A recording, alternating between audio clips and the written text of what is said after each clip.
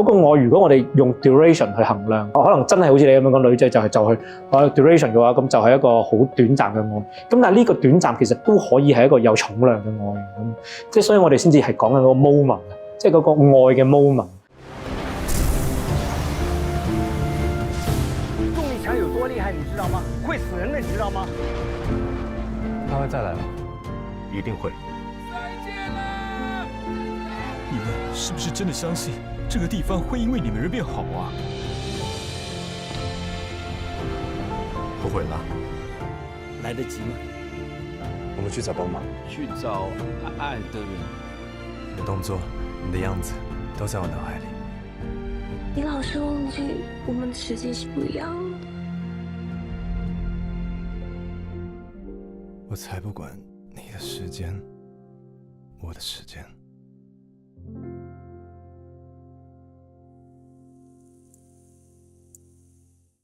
Hello A Circle Magazine 嘅讀者，大家好。佢係他年他日嘅導演龔少平啊。佢係我哋嘅音樂總監朱文編。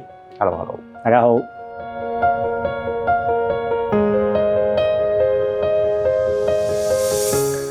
其實嗰陣時一諗就覺得，即係有個 idea 講緊話，可能係喺一個世界入邊有兩個唔同地區、唔同嘅時間速度。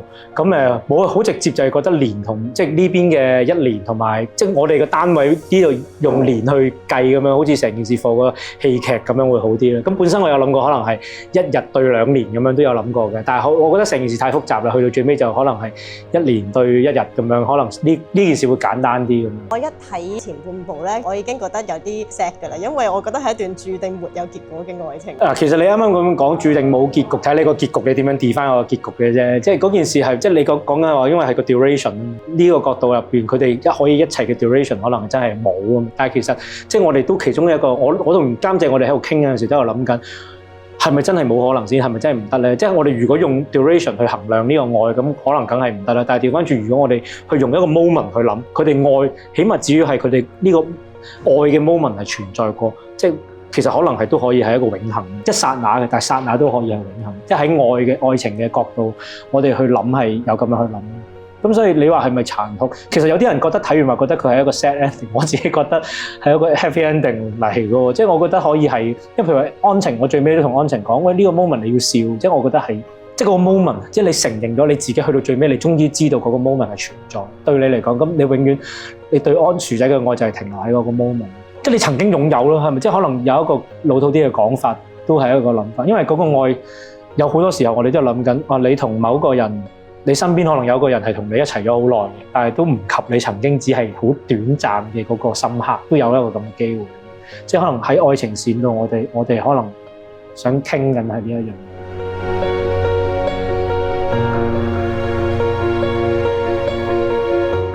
因為呢個故仔一開始係我 propose 俾佢先，我本身第一稿寫咧係可能個世界觀係好真實嘅，即係我哋本身第一稿出嚟嗰陣時就係講緊係香港同九龍嚟嘅啫，即係講緊香港同九龍就係喺維多利亞港就係個重力場咁樣，咁係成個世界觀都係好真實。譬如話男女主角佢哋溝通嘅就係 send WhatsApp 咁樣，即係個男主角 send 一次 WhatsApp 俾個女仔，佢要等好耐先知。可能個女仔就算即刻覆嘅話，喺個男主角角度都係等咗好耐先至收到呢個 message 咁樣，即係有啲咁嘅諗法。咁但係後尾第一次交俾張姐之後，張姐就覺得個世界觀好似太真實，佢覺得反而真實就唔好睇，佢就會覺得 suggest 你會唔會個世界觀可以玩奇幻啲啊咁樣。Even 佢有講過話動漫啲、動畫啲嘅感覺都 OK。咁所以後尾先至再去梳理個故仔，咁重新再諗，咁就發展到而家即係長年區、憂鬱區咁樣。咁喺個過程之中，其實好多時候，我覺得我同張姐思考嘅模式有啲唔同，即係我相對地係比較理性啲啦。即係我有時好多嘢，我會問點解㗎？我會問好多，即係有好多呢啲嘢邏輯啊，或者咩會諗好多呢啲。咁但係張姐相對地係感性啲，我同佢嘅中間我哋。大家唔同嘅角度喺呢啲，咁我覺得張姐嘅感性係幫我突破咗好多我嘅盲點。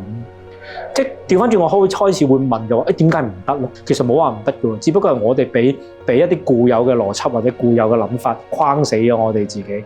即係譬如話，喺個戲劇入邊，你睇嗰陣時，你會唔會覺得薯仔錫巧兒嗰一啖，好似有啲人會覺得話好渣男啊，或者點樣嘅諗法？咁但係其實即係我自己第一次睇個劇本，即係將就 suggest 咗呢件事翻嚟嘅時候，我都覺得唔得㗎咁。咁但後尾再諗深一層，就會反而諗點解唔得先？即係其實點樣去 define 呢個 kiss 啫？我哋喺現代社會都中國人社會咁樣，我哋去諗呢個 kiss 係一定係愛情咁樣。其實唔一定嘅喎，即係你喺外國，其實呢啲 kiss 可能係一個問候、一個祝福都得。呢個 kiss 其實係長年區人嘅一個祝福，或者一個多謝表達情感嘅一樣嘢。呢啲都係我同張姐喺傾嘅時候，我開始去諗緊啊。其實長年區嘅人表達情感，佢唔一定係跟我哋而家我哋慣咗嘅嗰種表達嘅方法。佢哋就相對我哋表達會含蓄啲啦，有好多包袱啊。咁但係對於長年區嘅人就係咁直接㗎。咁呢啲都係我同張姐喺度傾緊嘅時候，我覺得佢幫我突破到嘅一啲盲點位。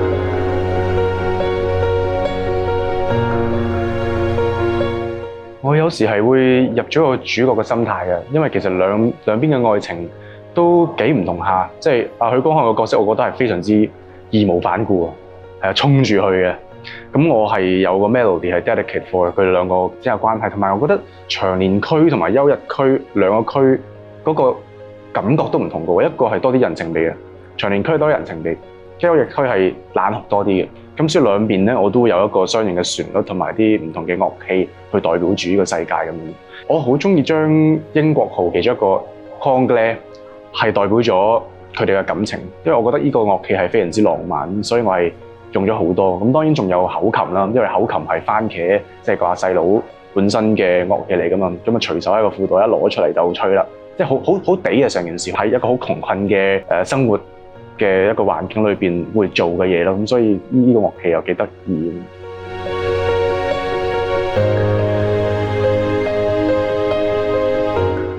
首先真係好萬想不到，非常之榮幸啦。咁首先即係譬如我首歌裏邊，其實個旋律係個配樂裏邊其中一段嚟嘅。咁跟住去做一首歌之後，林生JJ 聽到就都好中意喎，咁啊想再 input 多啲。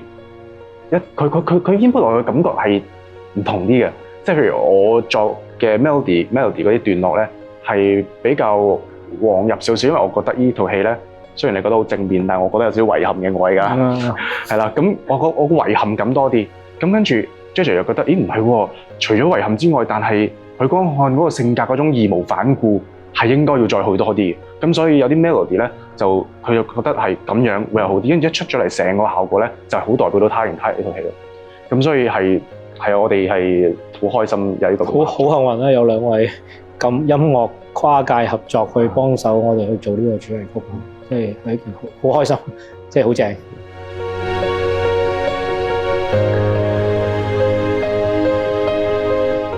完全冇，實在太好你問呢個問題，係啦，千祈唔好俾呢個有古裝戲或者關於二胡先揾我做配樂啊！我兩個 career 分開，咁啱破地獄同埋哪吒係需要到兩個 career 二胡同埋配樂。呢套戲係純愛情，亦都好多謝你揾我，因為我想做愛情電影好耐啊！我可以將全部我經歷過嘅愛情嗰啲嘢全部抌晒落去個 melody 裏邊，咁希望係 work 啦，同埋希望有粉紅泡泡啦。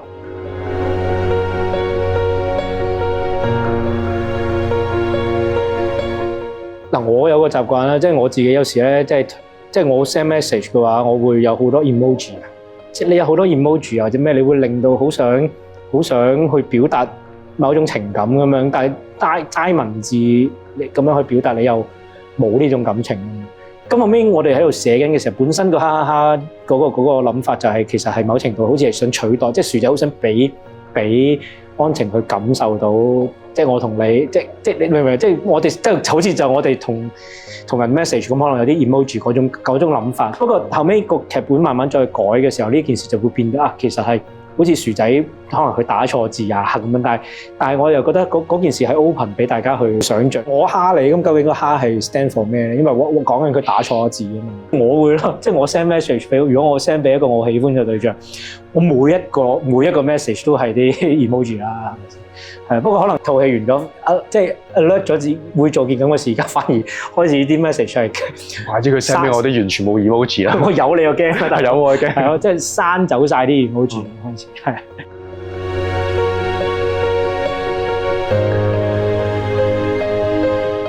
首先，我嗰陣時諗點解會係初谷先啦？譬如初谷其實因為即係初谷嗰個花語係希望，即係我覺得呢件事好適合長年區嗰個世界。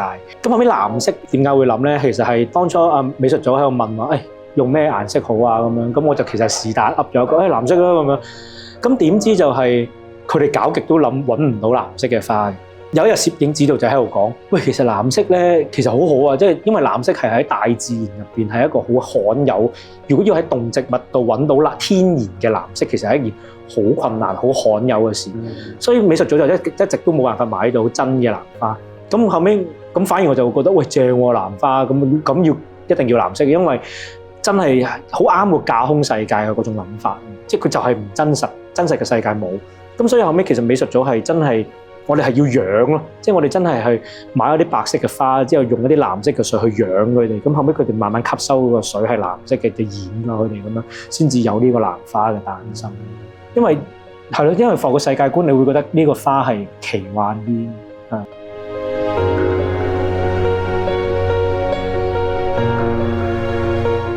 其實我覺得喺嗰個 moment 係首先薯仔佢都。即係佢冇辦法留低嘅啦，薯仔一定，因為佢喺嗰邊，可能佢有好多責任喺嗰度。咁調翻轉，佢都覺得佢要放手，佢可能嗰個 moment 其實相對地薯仔已經好成熟咯，即係佢會知道其實佢係時候要放手。咁安晴，我自己覺得安晴好似學阿周醫生話齋，即係選擇需要勇氣。即係喺嗰個 moment，究竟其實佢累積足夠勇氣未咧？佢做唔做到嗰個決定？你諗下，你調翻轉你去諗。即係代入去安晴嘅角度去睇啦，呢一個愛戀對佢嚟講，可能係1個月到，即係1個月到一個感冒咁嘅時間。咁你諗下，佢喺優惠區嗰邊，佢有幾多嘢？即佢係咪可以所有嘢放得低？即係你問翻調翻轉，即係真實嘅情況，可能有啲 long 啲，即係一齊咗好多年，都未必真係可以做到一個究竟我去你嗰邊定另外嗰邊呢一個決定。有啲人話覺得殘忍，但係其實我諗都唔係殘忍，即係純粹現實地去諗呢件事。所以其實即係我好坦白講，你問我哋一開始成件事唔係話真係想去，即係冇一個 intention 係話要去做到一個係好 fancy，即係好純愛電影，又或者係一種係令到你 romantic comedy 或者呢啲，唔係呢啲。即係調翻轉，我哋其實係諗緊喺我嘅角度，我自己覺得佢係一個人物傳記咁，即係我係成長係咯，即係薯仔係透過愛去得到成長咁，但係佢去慢慢成長咗之後，佢嘅一生都喺度。為緊愛去努力，去為愛去付出。咁講緊呢份愛，其實成套戲表達緊嘅愛唔係淨係愛情喎，仲有親情啦、友情啦，同埋有一樣嘢就好緊要，就係佢對於佢居住環境嘅感情。佢好想為佢自己一齊住喺同一個家園嘅人去努力，去爭取令到佢哋活得更有尊嚴。即係其實成個戲入邊就係講緊薯仔呢個人物去為愛去付出去努力。係咁比較我哋嘅取向係比較現實啲咯。不過調翻轉咧，你可以諗下，如果你係安晴，你會唔會做到呢個決定？可能有啲人會覺得個對象係光漢咪得咯。好多人有唔同諗法。我哋去到寫一個 moment，我哋覺得呢個係一個我哋嘅選擇。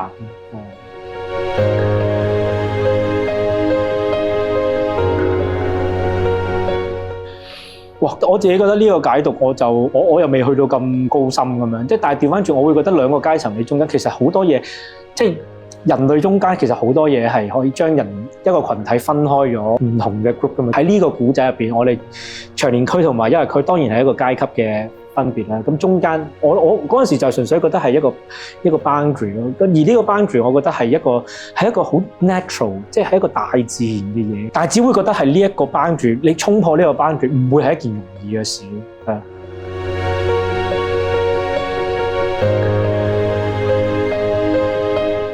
以 duration 嚟講係可以係咁樣去諗嘅。本身呢個故仔我有諗過會唔會即係諗咗一個咁嘅世界觀嘅時候，如果同一個時間有兩個速度咁樣嘅諗法，其實一開始有諗過會唔會變咗係一個警匪片啊，或者係一啲係偷嘢神偷。咁但係去到最尾，你會覺得如果係一個咁樣嘅 idea，好似課係關於一段關係係幾好睇啦。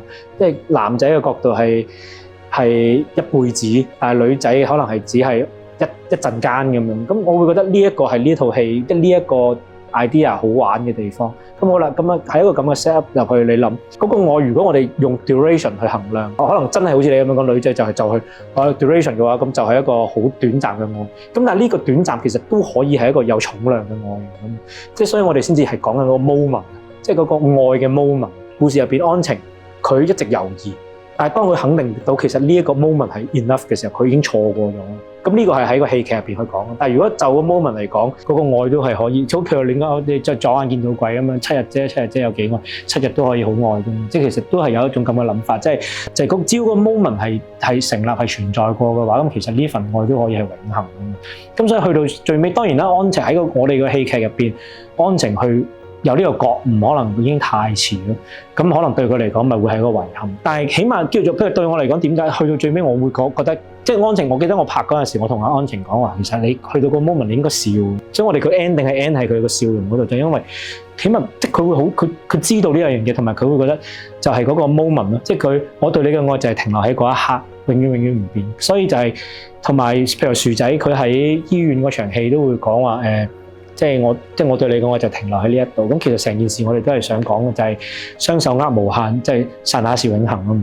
所以即係 even 我哋嘅主題曲《瞬間的瞬間》，其實都係講緊呢一樣嘢，即係嗰個 moment 係存在，可能好短暫都好。講到一樣嘢，即係譬如話，即係重力場，我哋講緊重力場嘅 set up 就係其實即係重力場係只有喺晨曦嘅 moment 先至係會降溫俾大家穿過。其實講緊即係 magic hour， 其實嗰個 magic hour 就係咁短暫。即係所以佢哋其實安晴同樹仔每一次嘅見面都係一個 magic hour， 所以我哋個色通都會 tune 到係藍藍地，就係因為想一個 magic hour 嘅 moment， 即係嗰個 moment 係短暫但係美麗。係。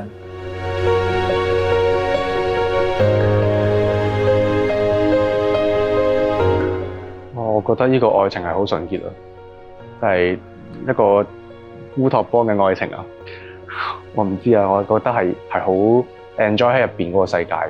如果我係好想喺入嗰個世界，我覺得係有遺憾㗎，因為其實係睇你係覺得瞬間愛重要啲，定係永遠陪伴一齊重要啲咯。咁我覺得有啲遺憾，哎呀，佢哋兩個一齊永遠咪好咯咁。但係我亦都明白，其實現實生活其實好寫實嘅成部戲，你會明白阿江漢嘅角色點解會咁樣做，亦都明白 Angela 點解會咁樣做。好立體啦，每一個人個性格，所以